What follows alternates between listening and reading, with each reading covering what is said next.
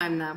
I mean, technically, we'll be live a little bit before it disappears, I guess. Like, we're probably live now. That's fun. And then I have to make it disappear. So funny. And now we're live. We have the most awkward, like, none of us can get this right. Brad makes it worse, though. He does it on purpose. Hi, everyone. The alternative is you know that I'm not actually doing it on purpose and I'm just incompetent.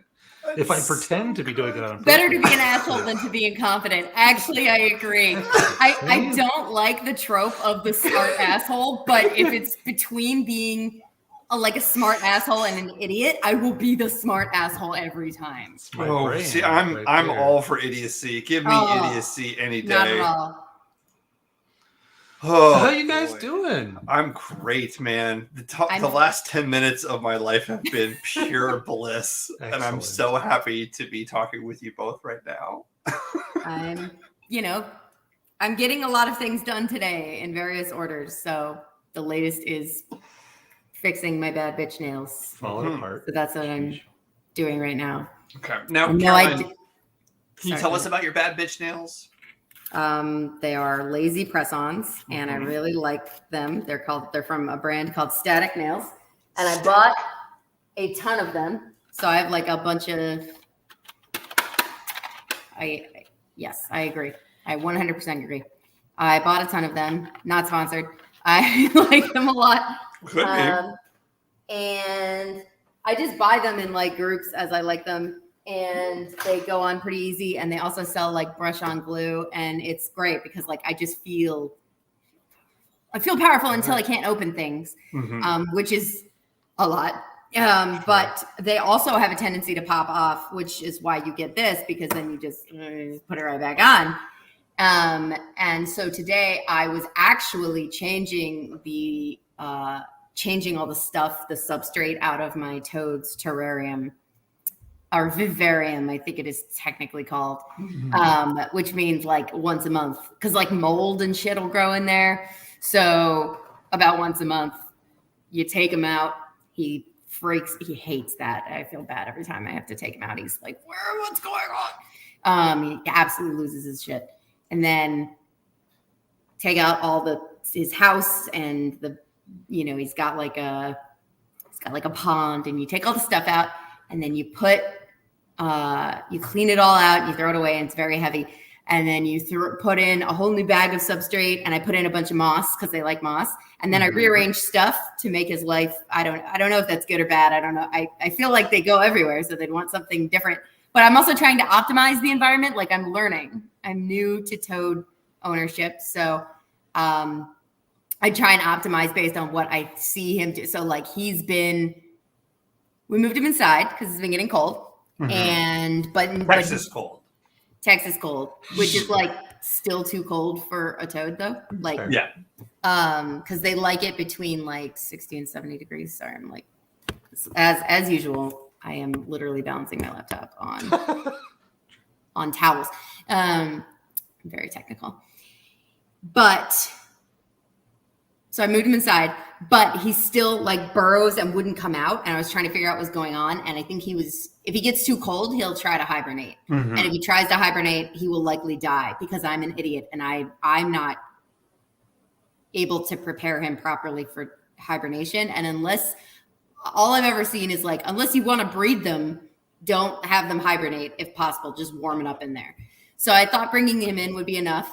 It's not. Hot tip.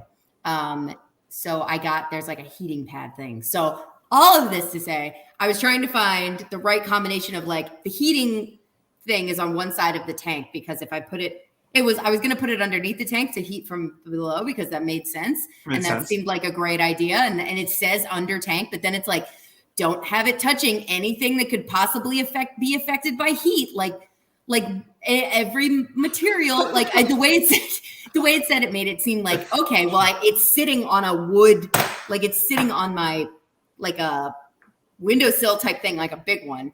Like the blanket. The blanket would ignite something else that way. It's not a blanket. It's like it attaches, but yeah, like I guess they're like, and they even give you little things, risers, so it's not flat against. Like theoretically, it's a fire risk, and like I'm not going to take that chance. So I put it on the side of the tank, and I'm trying to figure out like, how do I create Like, I don't want it to be burning hot on one side, and I don't want it to like hurt him, but like, I don't know. So I'm trying to find the right environment. Anyway, all that to say, I lost 3 nails in the process of doing all of that.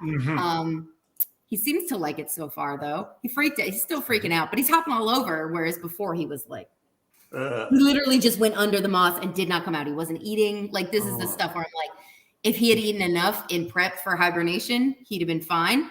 But I didn't feed him like that. I wasn't planning on that. So I don't think he would have had enough in him to hibernate. So I wanted to get him out and get him going. So hopefully, and I tried to make a couple different areas for him to hide with different temperatures. Like one was closer to the mat and one was the heating pad thing. And one was a couple were further away, and some are big, some are small. Like I have a bunch of different things.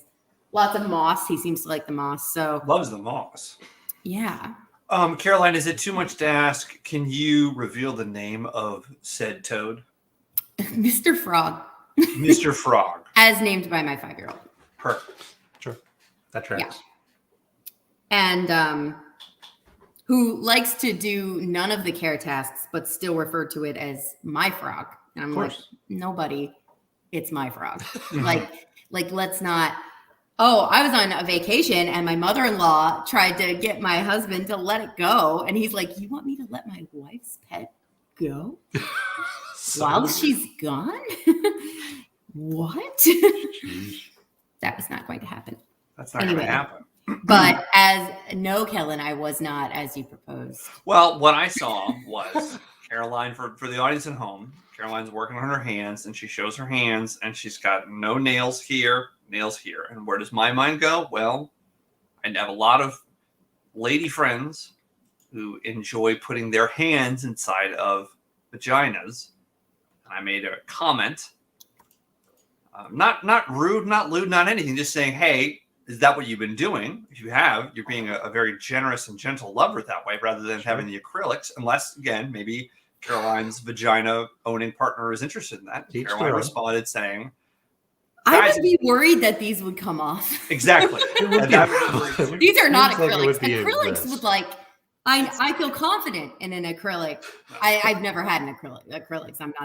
I am not that bad of a bitch, but I would be more confident in acrylics. Sure. You'd be fine inserting your or even my own. Even absolutely, Lauren. It's true. Absolutely. It's true. I am a user of tools. So I am not. She is the evolved ape. Yes. You know. I did go to Vegas recently, and it did turn out, as I mentioned, that the escape room that I went to with my very good friend was inside a sex shop.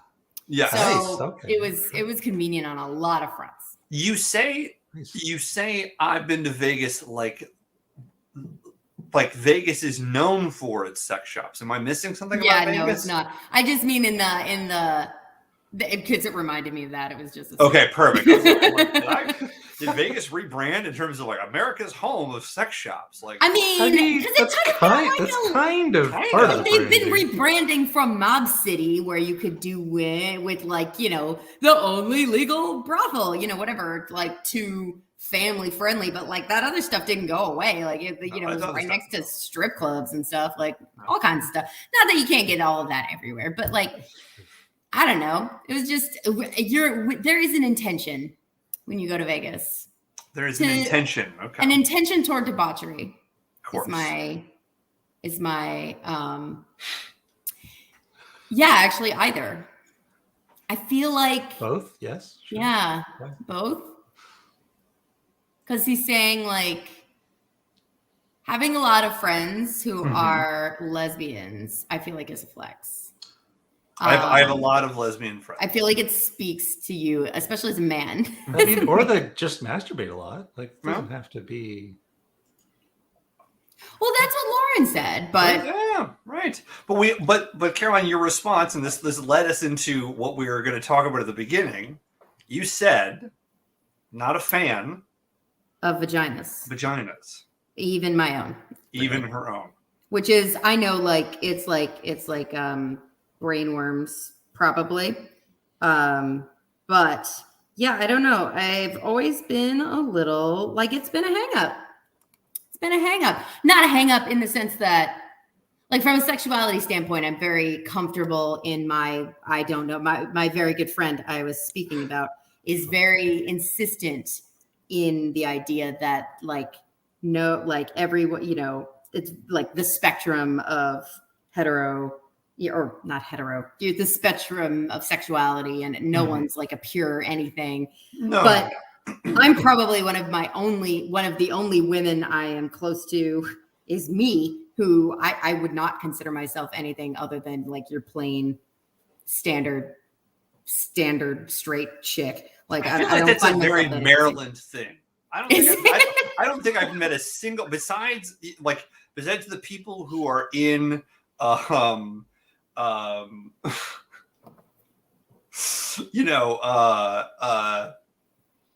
like Pink Flamingo. Like I'm trying to think of like I don't know a lot of gay people or queer people from Maryland.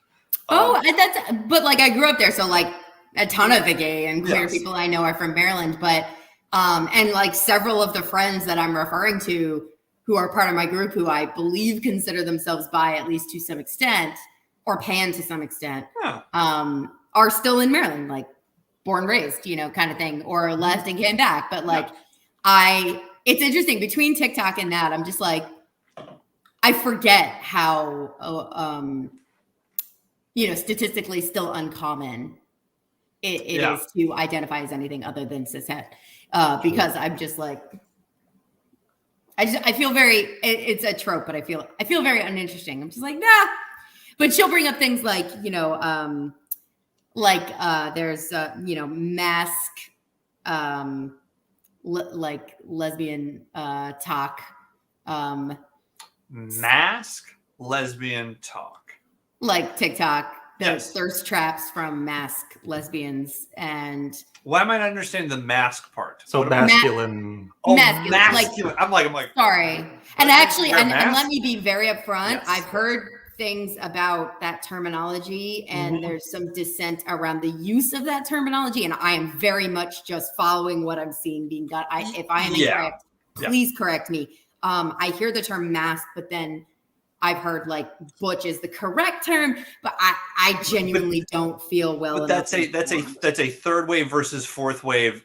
It depends. That's literally when were you born? Because there are plenty of lesbians who would say, nope, I'm a butch, and then there are people who's like, well, no, so it's more like I'm a Gen Xer, so I'm butch. I'm a Gen Zer, so I'm mass. So it's more a generational lexicon issue that way. Yeah. Okay. Interesting. So like what I have been seeing as mass, what I would define based on the lexicon I've heard as mass presenting lesbians, and I'm just like, she's kind of hot though.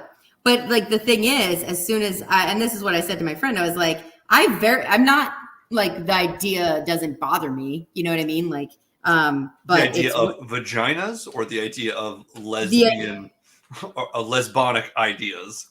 Yeah, I guess like the idea of like being in a relationship with a woman, having sex with a woman, whatever. It's like objectively doesn't like, okay, sure. But I also I'm not like this.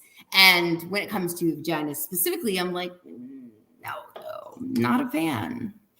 So I know part of that is like broken something, I don't know, probably patriarchy, but possibly any number of things. It's always the patriarchy. It's being always almost always gets back to the patriarchy in some way.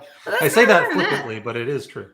Yeah. It is almost always the patriarchy. For the sake of conversation, Brad, how do you feel about vaginas? I enjoy them quite a bit, actually. It's one of my favorite places to visit.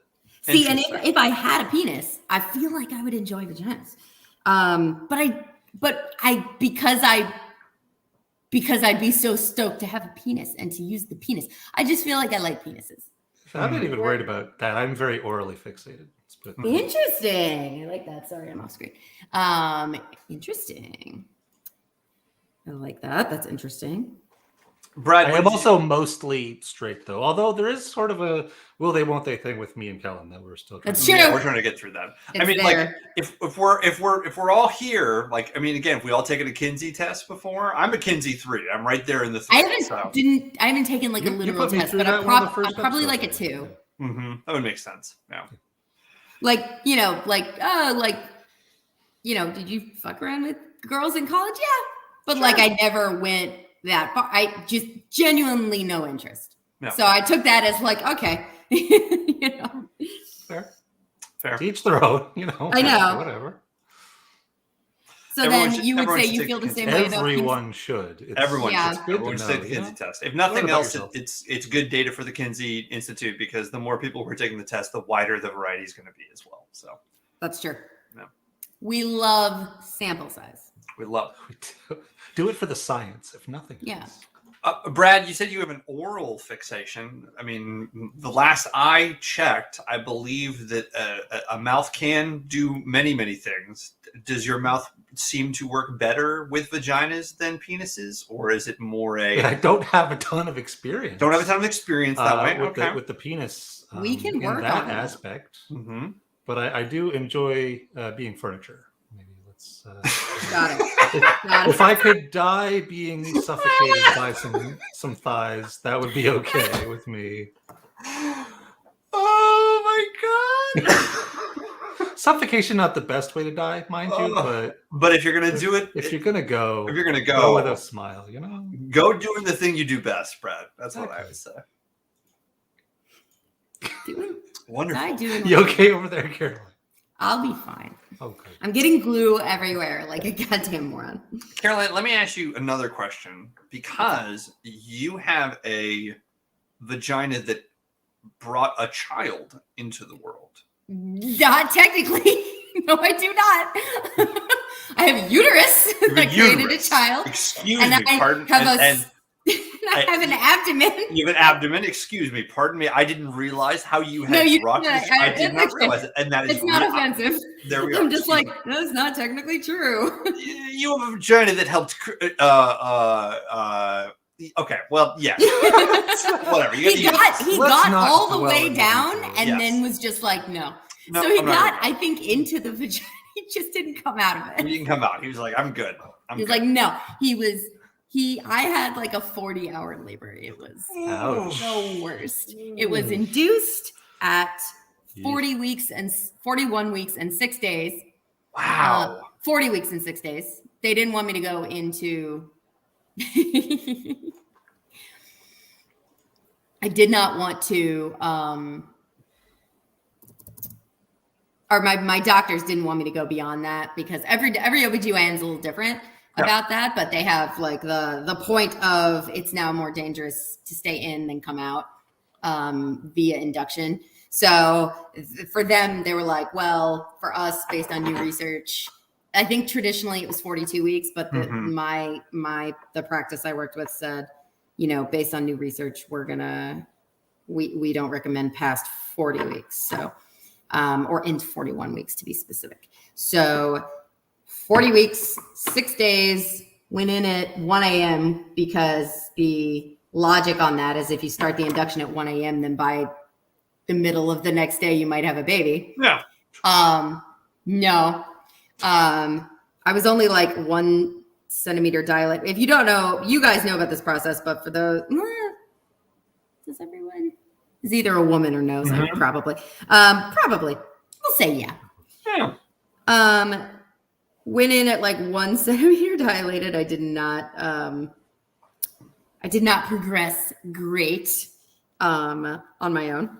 And then it's like they put this balloon in you and they like create like a fake head to push down on your cervix, which creates contractions, and they won't give you medicine for it because it's too early. Hurt like bitch. And so we did that for a while. It took me a really long time to dilate. I basically just didn't dilate like forever. And then when I did, he wouldn't move into their like stations. He wouldn't move into stations. Then when he finally did, they had to manually break by water. Literally everything was manual and required, like, I did not at any point have a contraction that was not induced by Pitocin. If they turned down the Pitocin, even at the very end, I'd stop contracting. Wow. He was not trying to go anywhere. So I'm comfortable in here and I'm good. staying. I got the beanbag and the lava lamp. We got some Neil Young on. Why would I leave? Yeah, no, he was not having it. And you know, we got him to the full, like, it's called like third station. It's like with their head, like they're actually in the right place. And then I pushed for like a couple hours. Stations of the cross. I get it. Yeah. Yes, exactly. He was the Holy Ghost. He was at the Holy Ghost and he Holy Spirit. I don't know. Fuck. Whatever. And then he just stopped. He was like, good. We're good. And I pushed for a couple hours. No, it was a no. And he was like, no, we're not doing it. I pushed correctly, which is how I made the one TikTok, is how I know that, because I definitely pooped on the table. Nice. And that was almost a thing. I knew it was happening. I knew it was happening when it happened. Some people say you won't know, but like, I definitely knew, because I knew it wasn't him. I knew he wasn't the one moving. And so I was like, but I did it anyway, because I was going to prove to those fucking nurses that I was pushing correctly. And I was validated in that, because as soon as I did, I heard one of them say, well, she's pushing correctly. So it's not me, bitch. Shit herself. She's doing it right. She's like, well, she is pushing correctly. You know what it was said in a way where it was like, we don't know what's wrong. And at first they're like, why is she fucking this up? No, I was not. Bethany, or what I'm assuming. That seems like a Bethany thing to say. Seems like a Bethany thing. No, I was not pushing incorrectly. I read many things, or rather, I watched a lot of YouTube videos. People always ask me after the fact, like, what books should I read? Don't. Just go on YouTube, start Googling stuff like how have baby. Things they don't tell you. My birth story. People vlog that stuff. There's so much you can learn just by hearing people tell their actual story versus reading a book. Anyway, so yeah, all that. He never went into distress, but they were like, okay, you came in at Monday night. It is now Tuesday morning. Would you, your baby's now moving. We don't know why. You've been pushing. The baby hasn't gone anywhere. We need this bed. Let's get you out of here. Yeah, seriously. We need you gone. Okay. And they're like, well, the baby's not in distress, but we basically just wait here until the baby is in distress, or we can go ahead and do it now. And I was like, I would like to move to the next part of this. And yeah, so we went from there. It's just occurring to me that I split one of my nails and I actually probably need to replace it. God damn it. There we go. Well, I managed to break this one. My question was going to be, Caroline. Yes. Sorry, when you asked if I gave birth, and I gave you my whole birth story which is response. Wonderful. It's absolutely wonderful. My question is going to be I did have a C-section, Lauren. You did have a C-section. In the end. Yeah, I was just like, we're good. No. And I immediately had PVD. Immediately. Really? Yeah. From the get. Like it instantly, was, I had the drop. You just instant problems, instant disconnect. I was crying in the hospital bed within like days. Yeah. And I don't think Lauren's good for you comments about. I don't think PVD. so. No. I just want to. I think we're all on the same page. I was like, the chat and us. That's always I'm assuming a she's referring to the fact that I self-advocated, but yeah, it absolutely sucked, and I was just like, oh, I shouldn't have been a mom. Like I just came to that like realization. I was just like, oh, I shouldn't have done. I made a terrible mistake, and now it's going to impact this child forever. Like it's like fucking sucks. Anyway, this is a comedy show, so what's going on? It's not a comedy. Trust me, it's Brad and I. We're talking about stuff. There's no promise of comedy. Do we have to be funny? We don't have to be funny. You're pretty funny though. The funny is incidental. It's an odd byproduct. Caroline, the question I was going to ask, and again, this is not a funny question at all. But I was going to say, did your "I don't like having a vagina" was that a pre or post baby feeling? Pre and didn't change. Didn't change. Yeah. Didn't change. I didn't feel any differently about. Well, so I've had what's referred to since then as a mommy makeover, which is you have a some combination of procedures meant to restore. Whatever, some stuff that helps potentially correct for some of the physical changes you can go through during pregnancy and birth. In my case, I had a breast lift and I had a tummy tuck. Tummy tuck was the big one because, like, for me, it just, I don't know. They both were important. I felt very different about myself, and I was just like, I would really like to do this. It would make me feel like I don't know. It was a thing I'd wanted, and I did it several years after once we were sure we weren't going to have another one. Because they'll fuck that up. Sure. So the reason I bring this up is, so if you're familiar with a tummy tuck, basically, it's, I'm not. I will be very honest. Oh no. Yeah. Okay. So how do I do this? Okay. So if like your belly button, like basically they make, it's gonna be easier to stand up. Hold on. So they make an incision down here. It's long. It goes like across the whole way. Some people go all like the way around the flanks and everything too. Wowza. Some doctors do that. So they make a low incision. And so I had a C-section scar anyway, and it kind of was like made it so that like the skin went in. And okay. And I was like, can we not? I just don't like the way this sits. Yeah. This sucks. So they make a big scar, and then they take the, like this and make it like a football. And take that out. Oh. So they take the fat layer, the skin, obviously, and like the whole thing. Then they just and they sew that shit together. Wow. And then so sometimes, and in my case, they did this. Especially with pregnancy, you have two abs, right? You have a bunch of abs, but you have two panels, and they connect here, and pregnancy stretches that out to the point where there can be a gap, and it means that literally, even if you do ab work, you cannot, it can't, so it will always come out. So some women have ab repair. I did that, but in pulling the skin up, it moved all the stuff underneath. So like my anatomy is different now post surgery. All right. Which is weird because like I can't do things the way I have done things in the past. I had to and even now I feel like I'm still like adjusting. Like that's wonderful. It's weird. I don't know that it's wonderful. Lauren, the recovery on the tummy tuck is rough. But only really rough in the first week. Second week isn't nearly as bad. It very quickly improves after that.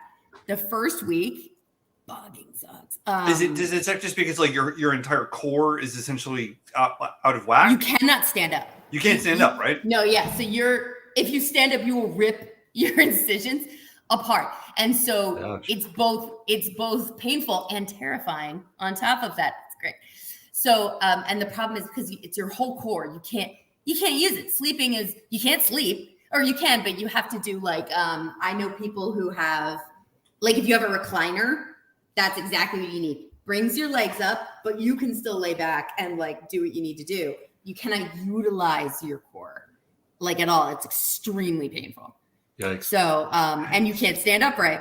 So I had it on a Tuesday. I did it on Tuesday. I was working from home the following Wednesday. And I took a train home. I was at my parents' house in Maryland because because Bryce it would not have been really easy with my husband working. No, and like my mom's retired. There are no kids in the house. There are no pets. And not that we have pets, but there's nothing. You have a toad. Not at the time. Oh, excuse me. My parents. That toad is a pet. But yeah. Oh yeah, that's true. That toad is family, Kellen. That toad is family. Excuse me. And that's not just some toxic HR shit. I love that toad. No. That's why I buy him so much stuff and I go and get crickets for him every week. But yeah, so my parents took care of me and kind of set me up and like my mom gave me food and like, the whole thing. And they drove me to the appointment and picked me up after. Yeah, they were really good, cool about it. That's very cool. Yeah, they were very awesome. I had a good time, but or as good of a time as I was capable of having given the procedure, because this was nothing. That's and maybe it would have been if I hadn't had it. Comparatively, it was fine. But with the tummy tuck, I didn't even notice. The boobs were like just it was weird. Actually, the weird thing about the boobs was that I had a drain. And drain. I had drains. And I had to take them out at some point. And I was like, this is weird. So that was weird. But I also had like an active, like a pain pump thing for my abdomen that I could not imagine walking around without that pain pump, given how much pain I was in with the pain pump. Yikes. Like just sitting around, you wouldn't have pain, but like as soon as you tried to function in any way. but it went through like in between, like right here. Sure. Like imagine right here, Sure. there's just a hole and a tube going Great. and it went into my abdomen. So they were like, take it out. And when it's done, you take it out after like 5 days, it runs out. It's just continuously, and you have a sling and it just continuously puts medicine in, which is, I love. But like taking it out is so weird. Like, oh God. Like I'm trying not to be like, Did you feel like Neo in the Matrix where you're like pulling the kind stuff of out? like you're just like, it keeps happening. It's so, it doesn't hurt. It's just like, and then that hole just heals up on its own. And I'm like, how is the hole not bleeding? What's going on? How did I have a tube in me? You know, It's the medicine. They know what they're doing. They put a tube in you, not as an experiment, but like, I don't know, we got this garden hose, put it in her and put the ibuprofen in. See what happens. She's okay. See what sticks. Yeah.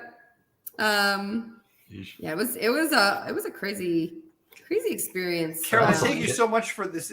Like, I'm like, yeah, let's talk about vaginas, and we'll see where that goes. goes. In a totally different direction. Oh, it's wonderful. It's absolutely wonderful. It is.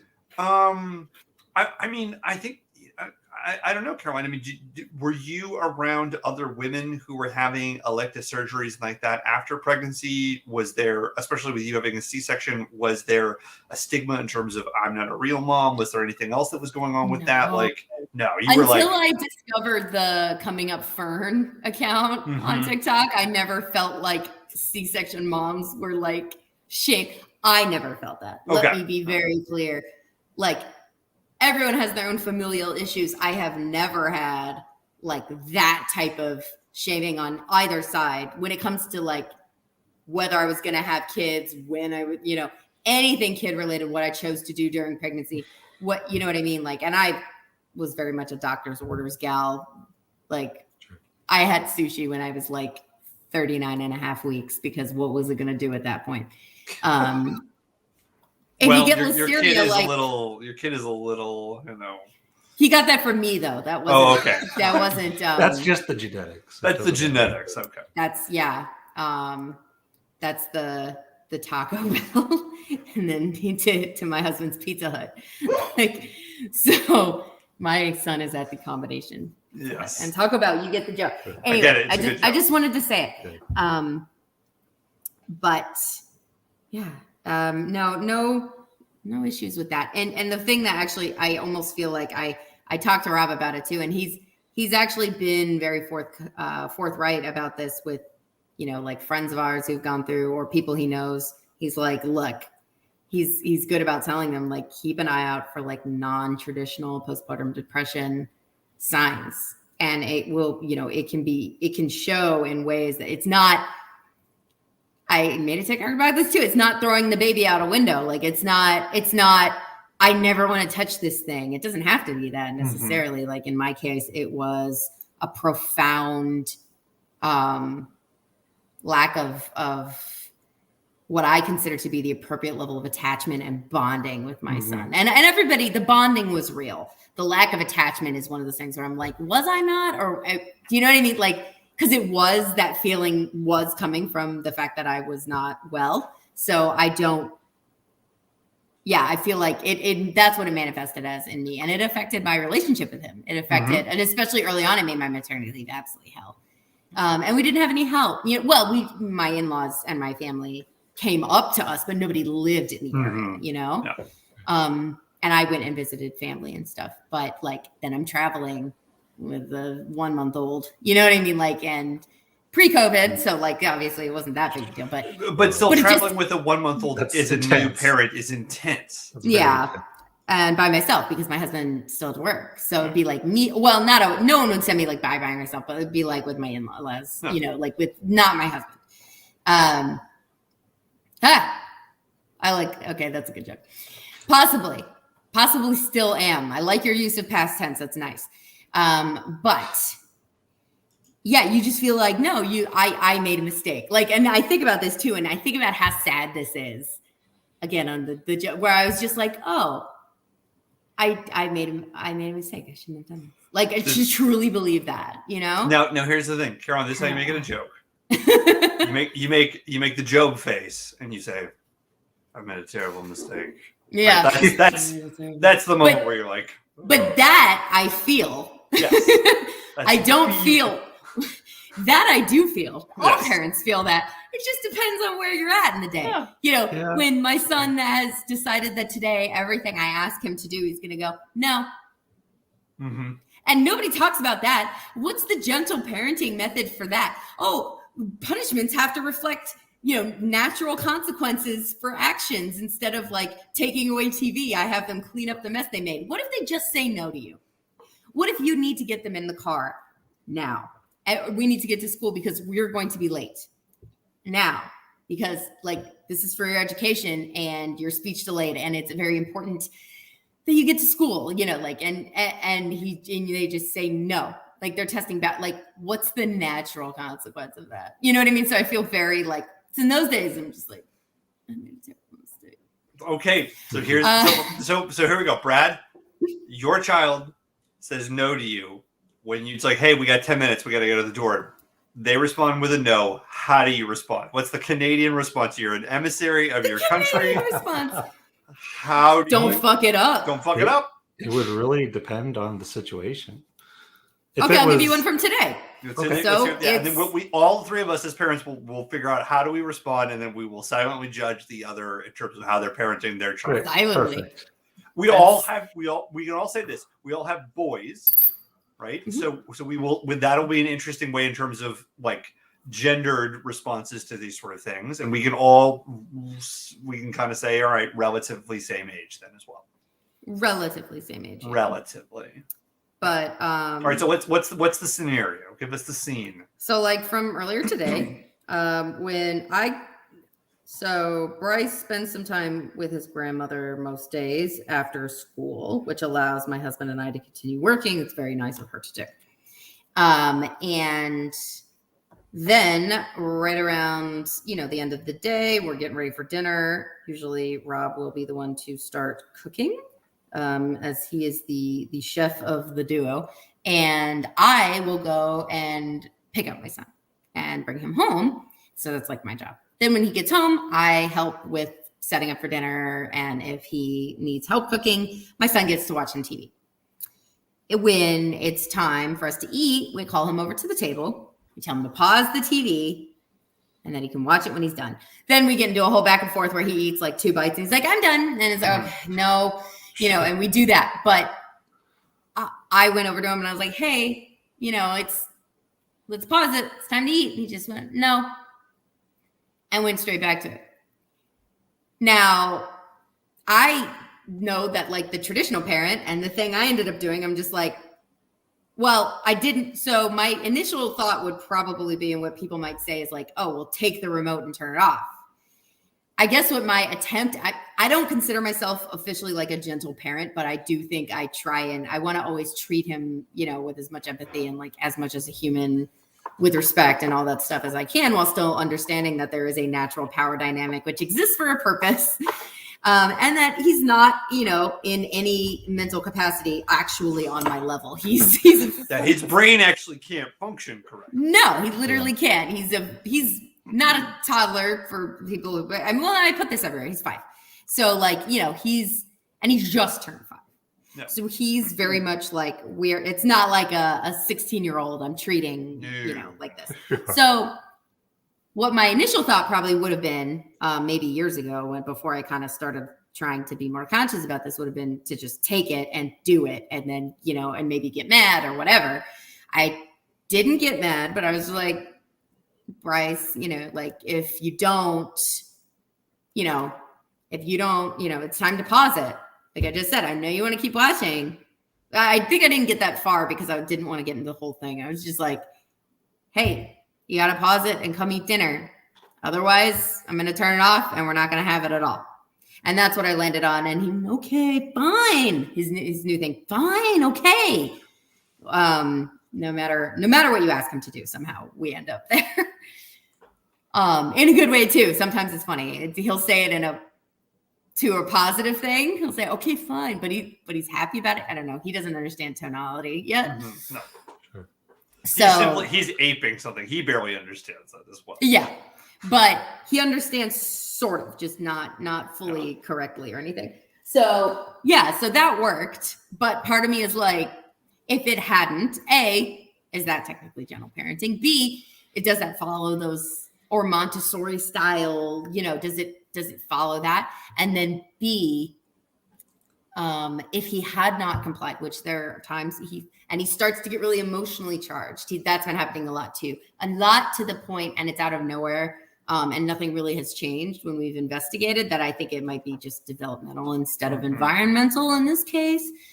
But we definitely have things where it's like, hey, when we, it's time to stop playing, or, it's time for us to go to school. It's time to, it's almost always, I need to redirect your attention to something that, we need to do for you for your day instead of the thing you're playing with. And he'll ignore you, and you come up and you're like, hey, we got to do this. And he'll say 1 minute or something. And if you take it from him, he loses his mind. And he's having more tantrums, and he's fighting more on that type of stuff. So I wonder, what do you do when it's a thing they don't care about? So why, if they just don't listen to you? Like, I feel like it's dependent on the idea that they listen to you, the style. So if from this weekend, we got a big windstorm and a ton of trees dropped, a bunch of leaves and branches everywhere. We were going to have, this happened right before Halloween. This happened, right before Halloween. So on Halloween, on Sunday, my husband's like, oh, I got to go clear out some of the stuff, so that it's not dangerous for the kids and parents and anybody. So he goes outside. He's like, you want, buddy, come with us? Come with me. We're going to go outside and we're going to clean up. Okay. You're going to help me.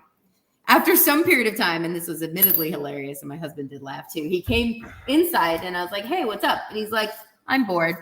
It's boring. I don't want to do it. And he starts taking his shoes off. He's like, it's so boring. It's like, amazing. Which my husband literally was bent over laughing when he heard that. He thought it was the funniest thing. I'm like, it's yeah, hard to but be strict with it being funny. I know, when it's such a great dunk, that's boring. I'm not doing it. Boring. I'm not doing it. And then I'm like, hey, but you're supposed to, Daddy said he needed your help. You need to go do it. And he said, no. And he's just like, no. And then, I'm like, and he goes to sit down and watch TV. And I'm like, well, you're not watching TV if you don't go back out there. You can't watch TV if you don't go back out there. And he's like, no. And he's like running away from me. He's got the remote. I'm like, okay, stop. Do you need to go to your room? No. Then it makes me literally chase him down and physically what do I do? And I'm like, I've got to enforce this at some level. Okay. So, okay. You get what I'm saying? And I ended up having to physically take him to his room, and I'm gentle about it, but he's actively hurting me. He's kicking and hitting and not biting, but he pinches really hard. He'll intentionally try and grab me and pinch me. God damn. And I'm like, you cannot do this. If we do, I feel like we have to be really strong when he hits, stuff like that. Anyway, I'm going off on a tangent. But Brad, you've heard the scenarios. I am. How do you, as again, an emissary, a representative of the entire country? I don't know if I should represent anybody. Brad, you are the person way who's that here. My brain works, but sure. The envoy from Canada says. Generally, our kid needs sort of transition time. Okay. So we'll set a timer for 2 minutes or 5 minutes or whatever. So you can time prepare we can. yourself. It's prepare yourself in X number of minutes. This is what happens. If you don't do it voluntarily, then you're not getting XYZ. Or we have a list of consequences that we have discussed with him and worked out what he thought reasonable consequences for different things could be, and we sort of found middle ground and made a list. Now, and so if he doesn't do whatever, or he's still fighting when the timer goes off, then he gets one of the consequences that we've already agreed to. And you're talking about you're going in the bug locker, or that's you're getting, right. Back to the cage, or hey, we're gonna get the brand out, or you have to sleep with the cats. These mostly sort of these days, it's access to Roblox. Oh boy, real medieval stuff. Some real torture. No TV time after X, time of the night, and it's only books, or it's Nothing like crazy, but Mhm. annoying enough to him that he doesn't generally want to deal with it. Yeah. And so far, I mean, he's had a bunch of times where he has required a consequence, but so far it's never gone beyond that where he's just totally gone ballistic. That wasn't like a weirdly emotional thing that we just sort of talked it out and then Yeah. went Part of the forward with problem, I consequence. think, is we could not have just like a conversation with him that he understood about that type of thing. Like we could keep some things like if I, so this actually goes into the lack of why transition time doesn't work for me. Though maybe I'm employing it incorrectly, which might be fair. I will give him transition time where I'll say like this amount, you have this amount of time. And then when the time comes up every single time, it's the exact same response. Like I'll be like, hey, you can have 10 minutes or something. He'll be like, okay. And then just go and like, it's as he just was like, okay, go away. As long as I don't feel like there's any actual like listening going on there. And that might be an age related in terms of his concept of time. Do you have like a physical timer or something he can see where that happens? Because I think the abstract, especially for kids his age, of time is tricky. Still very, yeah. So having a physical timer, something he can see and he can conceptualize that way is a really great way. That is something we did for Dennis when he was younger. It's like, hey man, and he was really smart, being like, great, like this counter is going to get down, and when this is at 0, we're done. Or when there's a buzzer, or there's like, hey, we're going to give you 10 minutes, and when the buzzer goes to beep beep, that's 5 minutes. When the buzzer goes beep beep beep, that's 2 minutes, and when the buzzer goes beep beep beep beep, that's time. Does that create? Did you find any like? That would be anxiety inducing. Yes, that is the byproduct of it. Is it creates anxiety because rather than being a carefree kid and being like, because the problem is it introduces a very adult concept of time, and time creates anxiety. Time's the problem, not the problem. Exactly, like the time is the problem, and that was the only thing that I was going to say is like you can do timer stuff. It worked really well for Dennis, but the thing that he has now is it's like if he misuses his time, he as a 8-year-old gets depressed. He's like, I'm such an idiot because I wasted my time, and I'm like, you're not supposed to. You're 8. You're 8. Yeah. I'm 38 years old. I can say that. I can say, God damn it, why did I waste 2 hours on TikTok today? I can say that. I never say that. Well, there you go. I waste an hour and a half with these fucking weirdos. No, I waste the time. I'm just never regretful. You never regret this. Yeah. Live in the moment. Don't regret it. Exactly. Live ugly. Fake your death. Yeah, mine will actually use like all the Google Home. We have Google Homes all over the place. Oh, cool. You and your virtual assistants and project management software. All of the timers now. So anytime that there is an issue where we require a timer, he can just say out loud, hey, Google, how much time is left? And it'll just tell him. That's very cool. Y'all are smart. I think there's also something to be said about,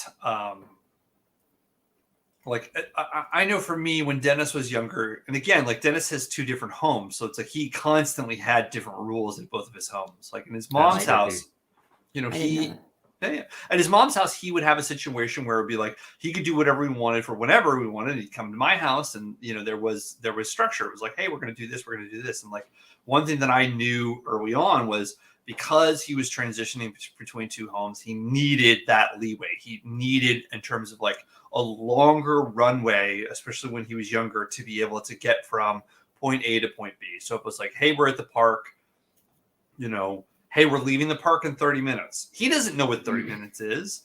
But if I tell him we're leaving the park in 30 minutes, we're leaving the park in 15 minutes, we're leaving the park in 10, we're leaving in 5, I could say that in 5 minutes. He has no fucking clue what that is. But I'm telling him, and I'm informing him, and I'm preparing him, as well as saying, hey, do you want more time?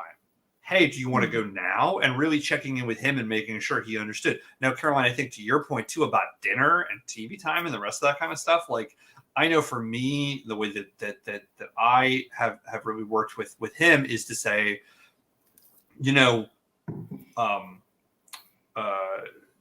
screens are sort of part of our lives, and we're never like there is a literacy in terms of technology. We talk about passive time versus active time. Like, if he wants to play a video game, that's active. He's using his brain. He's solving puzzles versus if he's just like sitting there being passive. There's like limitations on passive screen time versus active screen time, which I feel like I can justify in some ways.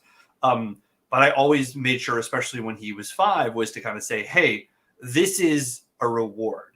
This is not inherent, right? This is the thing you get for working. This is the thing you get for doing a good thing, as opposed to just being a thing that you sort of get. Mm-hmm. And so that sort of was my way of like making sure that TV wasn't a babysitter. Mm-hmm. So that it was like, hey, did you eat all your dinner? Hey, did you cooperate? Did you put your toys away? Awesome. Here's some screen time. Here is the reward that way versus, I don't know, I'll just turn the TV on and you'll do the rest of that. But what it also did for me, and this was like the thing that I had to really learn about, is especially with screens, is kids look at us about how much time we're spending on screens.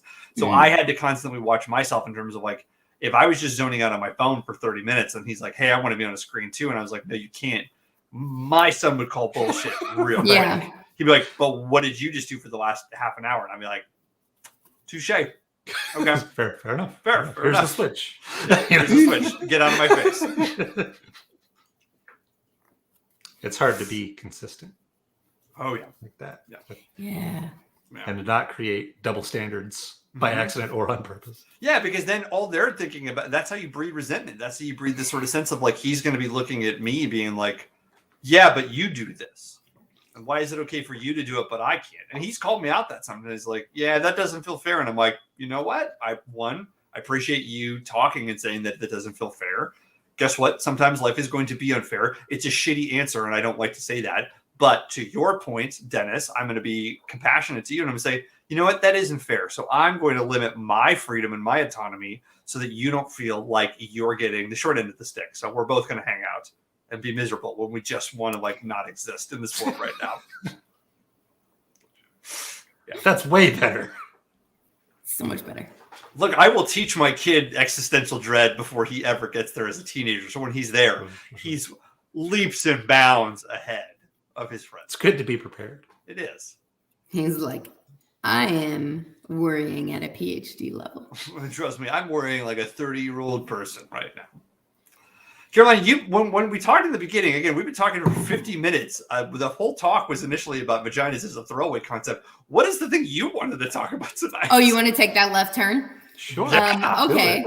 I kind of let the YouTube gods determine where I go based on the algorithm. Wow. And they've taken me back to the those SCP description videos where it's just somebody like, there's like the Vulcan, I think is one of them, where this guy is like pretends he's like, hello, I'm Dr. Miller, and today's SCP we'll be reviewing is, and he like reads the case file and like has people do voice actors and stuff. It's cool.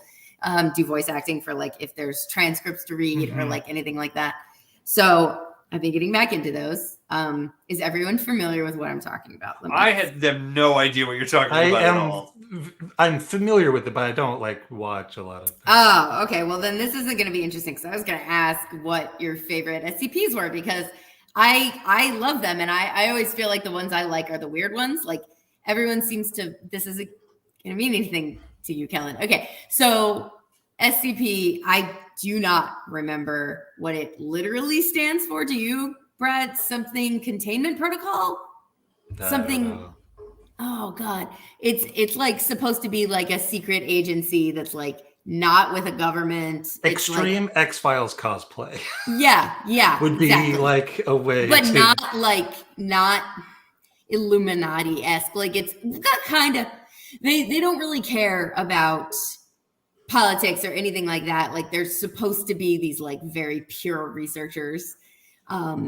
So it's like X-Files meets Control, the video game. I love Control, man. It's that kind of vibe. It's yeah. So it is the SCP Foundation is a group established throughout the globe. They're basically an organization which exists to discover, intercept, and contain what they call SCPs. They're coded as SCP number. And I just put a link to their wiki in the chat for people. They're anomalies. And it's basically paranormal myth type stuff. And each one has a number, and each number represents like a case file. And it's a website that was set. I think it was originally.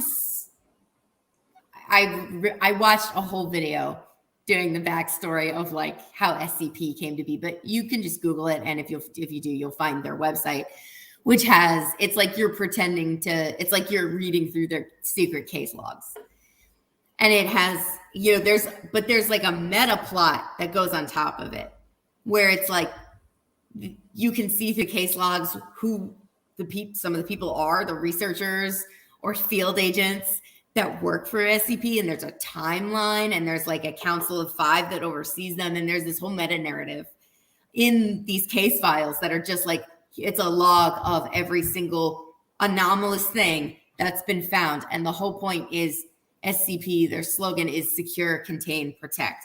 They're like, we want to do the safest possible thing for each of these to make sure that they do not harm. I think it was initially meant to be just like humanity, but then it becomes like the full space-time continuum. Like, some of this shit is insane. Well, yeah. So this is very Control-esque then. Yeah. So like, it's insane shit. And they exist. I have no idea who funds them, but probably no one. It's probably no one. Funded by people that are enjoying by their anomalies. Yeah. So so all kinds of, so an SCP could be anything anomalous. There are all kinds of really great ones. And the website itself, you can submit articles to be an SCP. So theoretically, like, you can see if there's an open slot because they'll retire articles and be like, let's get a new SCP-875, something like that.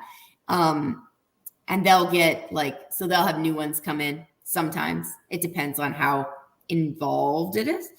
Or the owners are at that moment. Like, it was really big for a while, then it like died down, and there was like weird drama between some of them, and it started to come back, I think, because of like people like me finding them.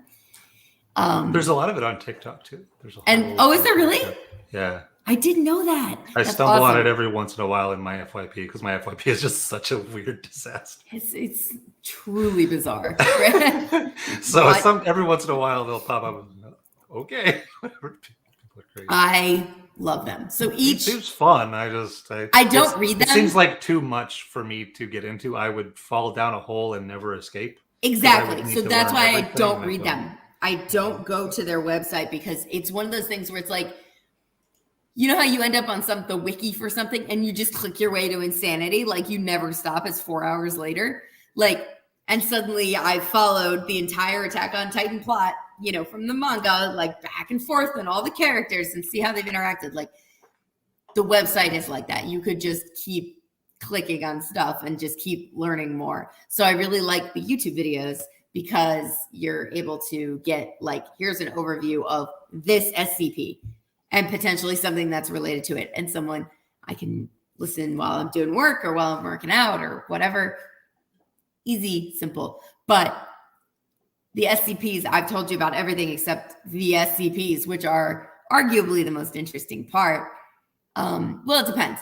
And you could call them, some of them are monsters, but I was going to ask if you guys had a favorite SCP, or like one that just stuck out to you as like you really remember. They're classified different ways. So it's changed recently, but traditionally they were classified as either safe, Euclid. Right now, Kellen is my favorite SCP. Yes, His internet connection is very. I was like, am I the only one seeing that? I couldn't tell. What the fuck? Oh, we can hear him. He's trapped. Oh, he's gone. We have to stare at each other. Yeah, no, I'm not familiar enough with any of the individual SCPs to like have. Oh, really? I'm just aware vaguely of. There's one the that's fact that they exist. Isn't there one that's like a pizza box that every time you open it, it'll have the exact pizza you want? And I would enjoy that. They just put it in the break room in one of the site locations. Hello. Sorry. Hi, welcome back. The moment you started talking about SCP, Kellen.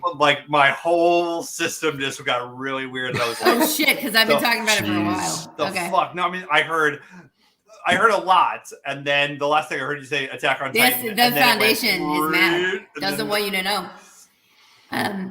But the most initially interesting part is the SCPs themselves. So like, there's the game SCP Contamination Breach or Containment Breach. Jesus, the video game. It like Markiplier does runs of it. It's a standard. I don't know. One of the most famous ones, this is hilarious. I can't remember any of their numbers, but one of their most famous ones is this thing that looks almost like a baby doll blown up really high, and it's like the weeping angels from Doctor Who. If you look away, it like, and it but its face is like just like a vagina with teeth, like it's insanity. Lovely. And so that's one of the most famous SCPs. Oh, we had lost Kellen. I couldn't tell at first. Yeah, he's gone again. Well, mostly I was saying this for his benefit because he doesn't have any idea. Maybe he's back. Is he back? No, we just got him in higher res. Get a frame every 10 seconds or so. I know, Jesus. They've frozen him in time to stop him from learning the secrets. They really don't want him to know. Well, I guess I could just talk about some of the ones that I like. I mean, it all seems very, very interesting. As soon as I like learned about it and I started to watch, and he's like, oh, this is going to be a rabbit hole that I will never escape from ever. So I'm just not going to do it. I can't do that to myself. I highly recommend the YouTube videos. They're very cool. But yeah, I guess I was just going to say, Kellen will be back in a minute, I guess. Yeah, he's trying to fight off the demons that have infested his computer. Yes, so. Unfortunately. I think he'll be okay, though. Probably. I mean, unless they got him. Yeah. You never know. So there was one. I'm just going to start talking about the ones I like then. Go for it. Most of the ones I like are either... I actually usually prefer the Safe and Euclid ones. Safe, those are... It's a description of how easy it is to contain. Because even if it's the most dangerous thing in the world, if it's containable, then it's safe. You know what I mean? Right. Sure. So safe is like, put it in a room. Like you don't have to do much. Euclid is like, okay, we can. It's involved. We've got to do some shit. Right. But we can. And Keter is like, no. Something's wrong. Every time we get it, it escapes. One of them is a that's Keter is I think it's called antagonistic street art. Hello, welcome back. Welcome back. This is very weird. Very, very weird to me. They're after you. I'm gonna keep talking to you about SCP, so they better get over it. But like I was telling Brad, all I heard was teeth in the vagina, weeping angels, and then everything died. That was it for that one. But that's usually the one most people know because it's the most famous one. It's the one that acts like the weeping angels. You can't like look away or blink.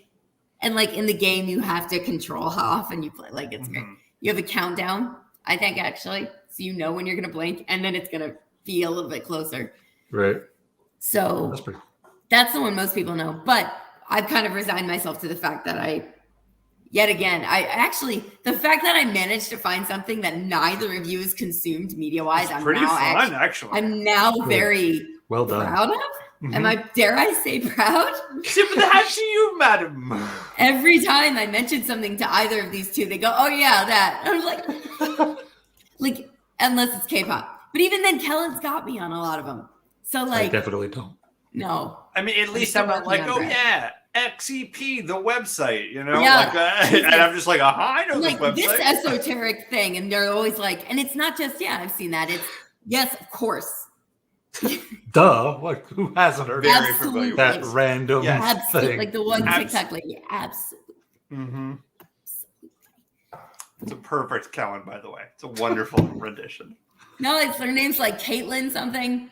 That woman, the one who did when the girl who bullied you in high school gets married, did the wedding vows. Mm-hmm. Her. Yeah. she did that with something where somebody like overly agreeing. I don't know. I'm over explaining things. What were we talking about? Okay. So I resigned myself to the fact that neither of you know what this is.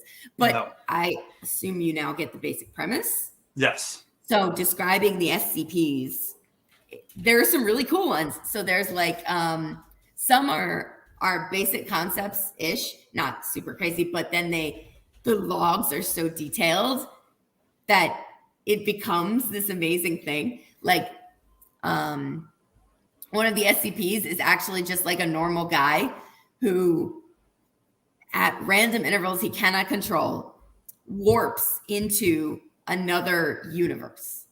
It'll be analogous to this one in some way. For some period of time he's there and he can't control it, and then it'll send him back to this universe. It won't jump him to others. It's just out and back, out and back. So he's like considered safe, and they just like, they have a unit for him. Like the trait is that they feed him and keep him safe when they can. And they give him stuff so that he can be prepared for wherever he goes. But then the trade-off is he tells them about like where he goes and what he sees, you know? And there's a whole log of all these different places he went, and just and his descriptions, and each one is logged so meticulously. Like their paperwork is very legitimate in terms of the way it's written. It's great. Like they'd be like every incident, has a like an incident name that aligns back to the SCP name. And then for each time it's like, it's retrieval notes, not, nothing of importance, and then it'll be like subject said where they went, any requests at the end, and whether that request was approved or denied.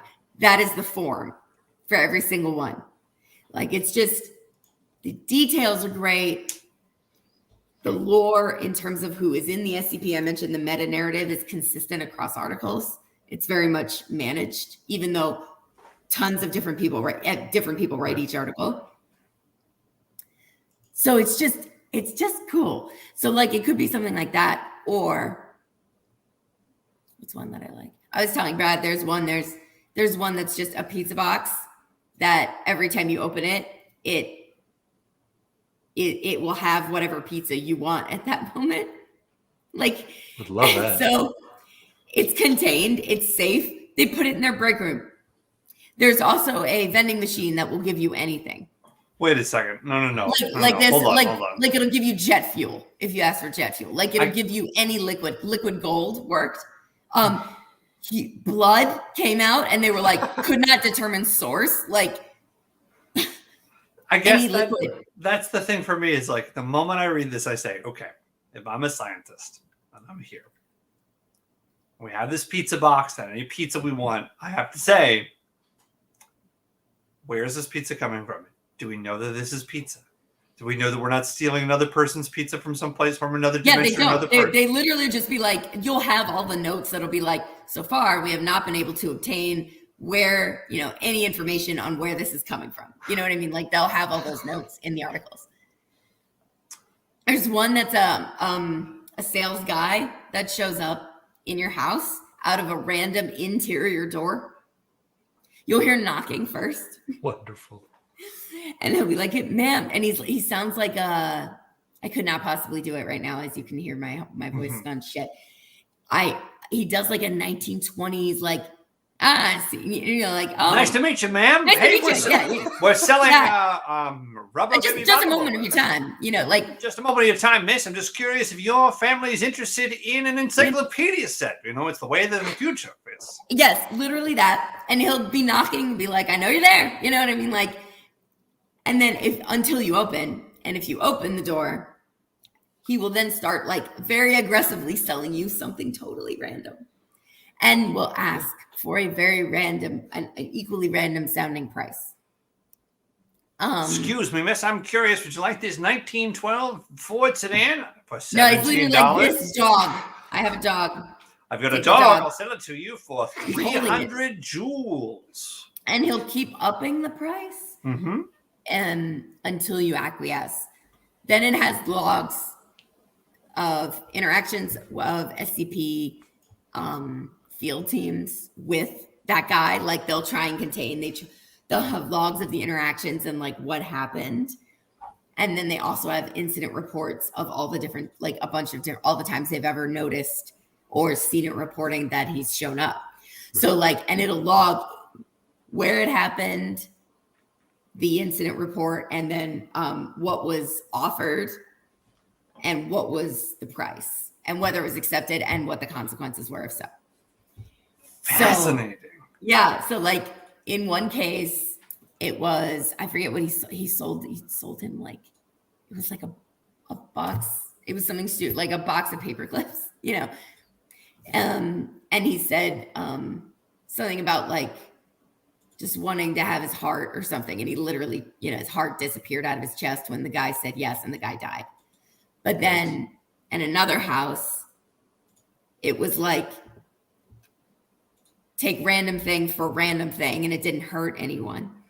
Then in another house, he offered, I think it was like a couple $1 million, but then he said, all I want is, you know, I just want a little bit of soul or something like that.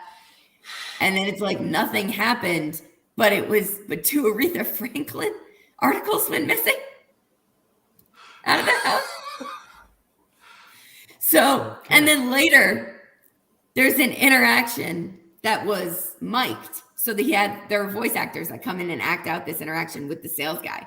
And it's like, you know, excuse me, SCP, whatever they identify him as his name, you know, please come out and interact, you know, and like, you know, deal with them. But before they interact with him, they can hear him talking on the other side of the door.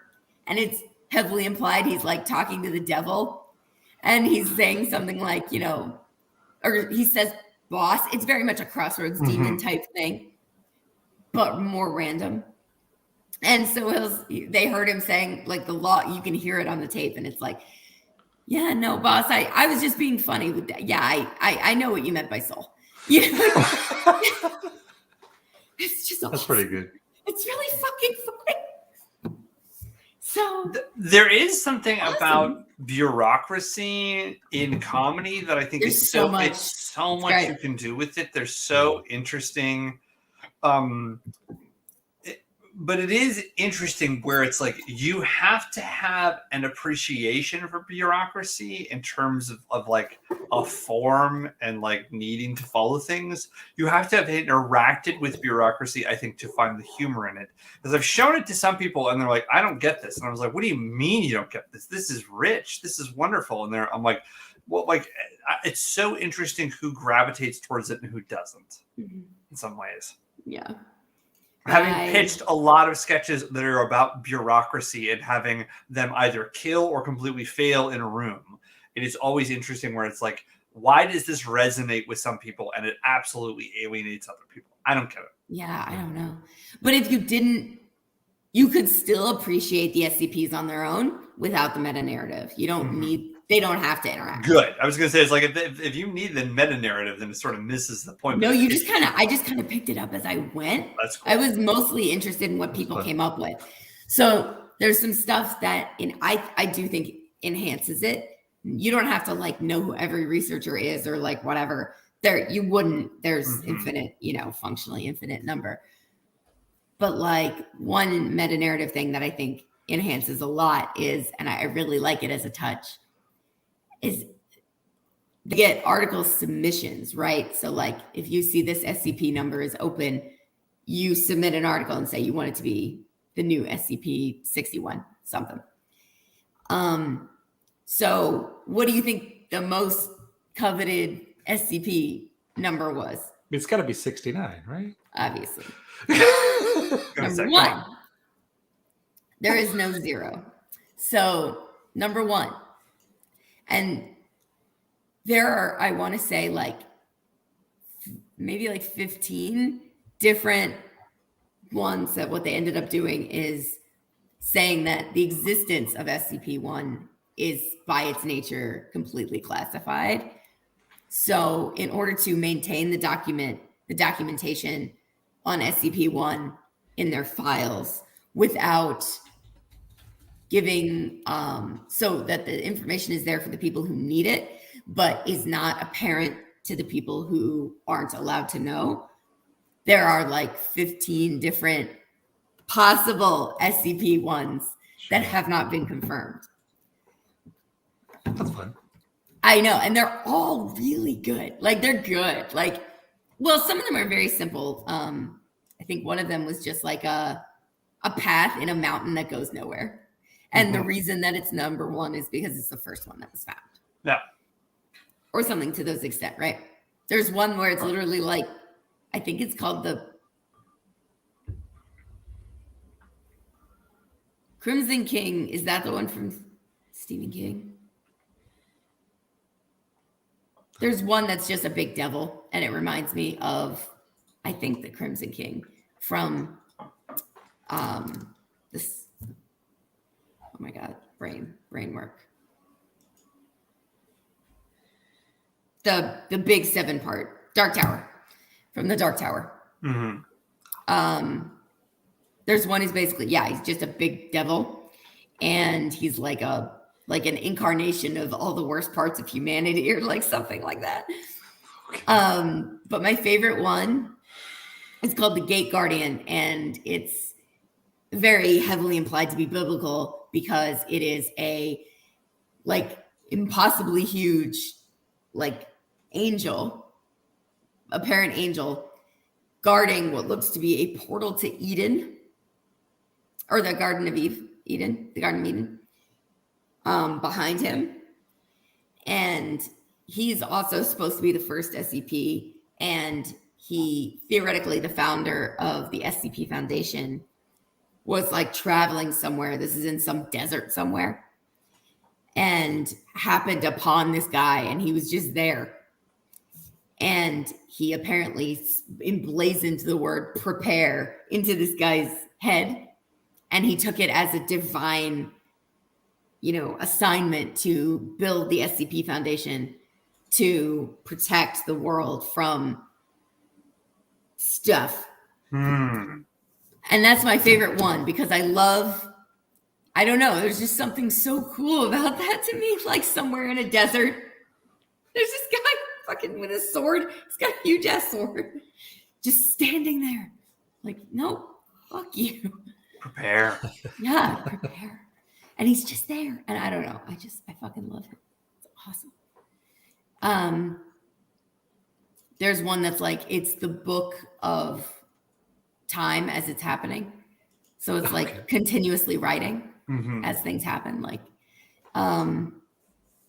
there's just good ones. Anyway, so that's something that I just think is particularly really interesting about this lore, whatever you want to call it. Sounds lovely. I fucking love it. Anyway, so Sounds I was like I'm gonna ask, fall down a rabbit hole later. Yeah, you should. But yeah, so I was just gonna ask what your favorite ones were because I thought that would be topical. Maybe we could talk about it next time if you guys want to peruse. But I could say some of my favorites. I really like the safe ones that just can be used for whatever. But I also I like the ones that are more interesting. I was telling Brad they are classified based on how difficult they are to contain, because even if it's really dangerous, if it's containable, it's safe, like it's safe because even though it has the potential to be devastating, it's easy enough to prevent from that. So those are called safe. Euclid are the ones that are tricky to contain, but containable, and for the most part. And then Keter are the ones which are very difficult to contain and or are not contained. So there is a Keter one that I do think is interesting. A lot of the Keter ones are like this big fuck off monster that's going to terrify you forever. It's Longhorse or like something like that. Like, it's something terrifying and like, and it's sharp.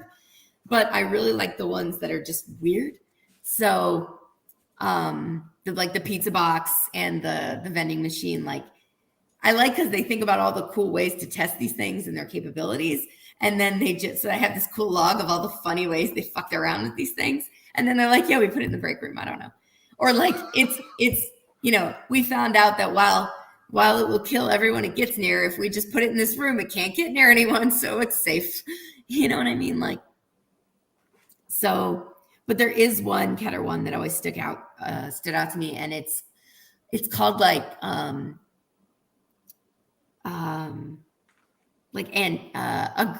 antagonistic street art or something like that. And it's street art of an owl, and it's very particular, and it's completely neutral. It shows up in random cities, and it teleports. So even if they take the chunk of wall that it's on, it'll just teleport somewhere else. So that's why it's Keter. It can't be contained, at least not right now. So its whole deal is just that it's totally fine until there is a single person in front of it somehow. If it is in eyesight of a single person and single contained set, so only if you're ever alone in front of it, it will immediately, you'll just start shredding, and then your body disappears. Yikes. And like, I think maybe reappears somewhere else, but like it eats you. Like it fucking eats you, man. But they can't contain the fucking thing. Like they don't know what to do. They're like, I don't know. So I think that's very cool, because it's like, what do you do? How do you solve that? What's the plan, y'all? One of them I just watched a video on it's called the Aristocrats, and it's the SCP is a group of descendants from a particular like Eastern European country, lords and emperors who started inbreeding and moved underground because like their patriarch heard from a sightseer that like the world was going to end. I don't know.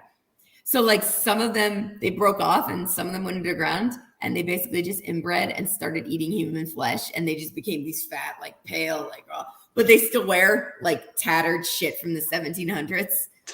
Okay. Like, yeah, they're fucking the crown and how cool. What? Who's out of that? That's awesome. So yeah, all kinds of stuff. Having never heard nor read these before, the three that I've read so far have been bonkers. I was going to say he's already reading. I can tell he's not engaged at all. Yeah. No, I'm listening, but I'm also I know, but I'm you're like, usually what looking. the fuck is this? Had I seen this randomly, I would have literally just been like, this is my next few weeks. Yeah, like this is. It's awesome. It's so cool. I love lore. I am a lore whore through and through. I don't want gameplay. I want lore. Right. Except for Final Fantasy X-2. Great gameplay. Y'all, we've zoomed through this time. Brad, tell me you got Kellen's like, I've got to get off here. I need to read. I have a video. I want to see this video. I want to see the video. Trust me, I will not be able to watch this tonight, or else I won't go to sleep. I need to get some sleep tonight. But this is fascinating. All right, let me pull up. Next time, guys. Next time, I'll have them come prepared to talk about some SCPs they like and why. You do that. Or we can just generally continue the conversation. Brad, that means you have to actually read some of it. I'll do it. I'll fall down the rabbit hole, at least for a while, and it'll probably suck me in, and no one will ever see me again.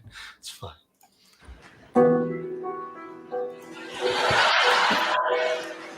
I already lost it.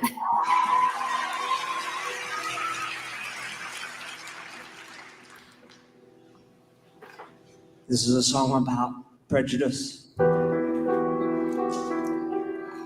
and the language of prejudice and the power of the language of prejudice.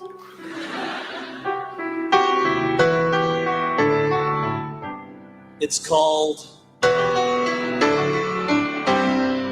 Prejudice.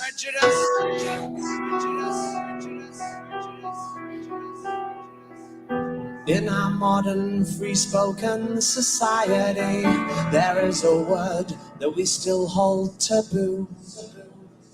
A word with a terrible history of being used to abuse, oppress and subdue.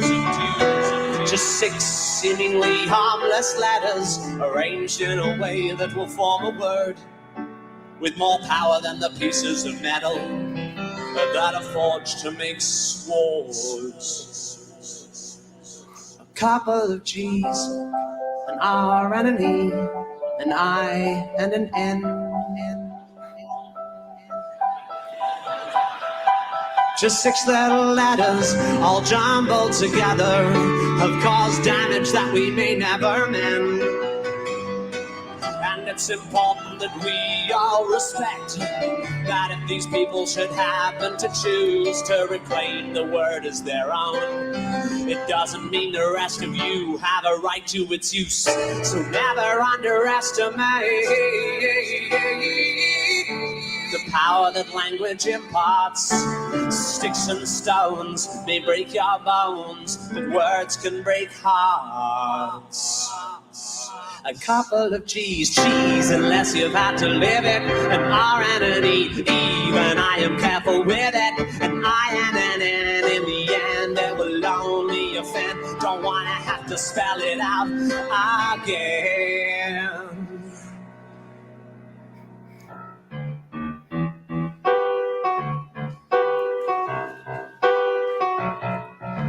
Yeah. Right. I hate this. What is happening? Can call another ginger. Only a ginger can call another ginger.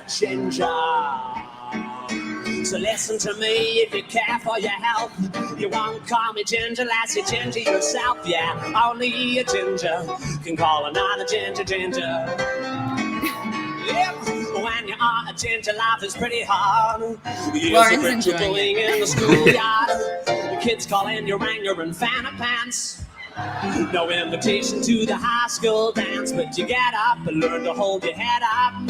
You try to keep your cool and not get head up, but until the feeling of ill is truly let up, then the word is ours and ours alone. Don't you know that only a ginger can call another ginger?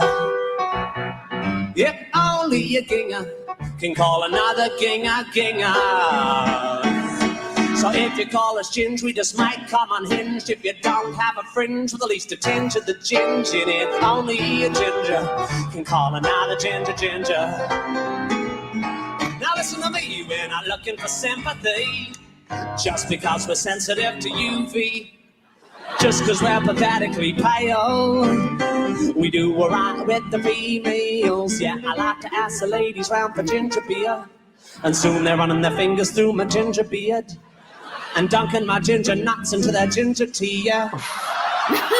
One person is Can they enjoying call me it. ginger? And I say, I don't think that's appropriate, because only a ginger can call another ginger. Yeah. And all the ladies, they agree it's a fact. Once you're gone ginger, you can't go back. Only a ginger can call another ginger. Yeah, go ginger, go you funky motherfucking ginger.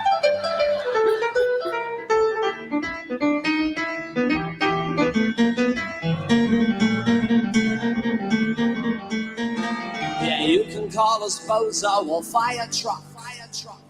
You can even call us carrot top or blood nut. Yeah, you can call us matchstick or tampon.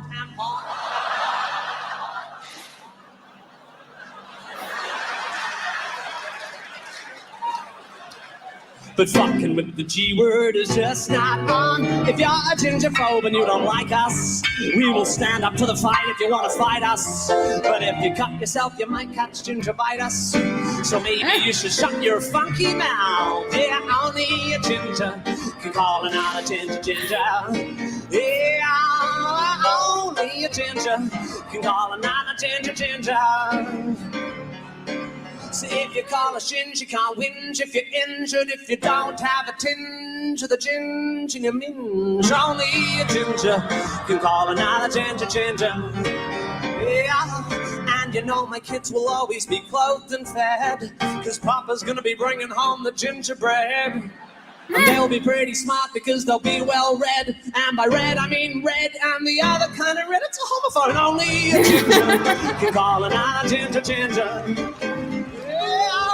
Only a ginger can call another ginger. just like only a ninja can sneak up on another ninja. Only a ginger, only a ginger, only a ginger, yeah. Are you listening? I'm not pointing the finger, I'm just having a singer. I am just reminding ya that only a ginger can call another ginger.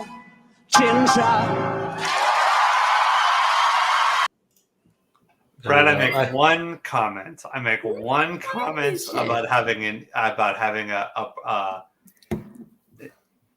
I make one comment about red hair. I make one comment about red hair, and you hold on to that.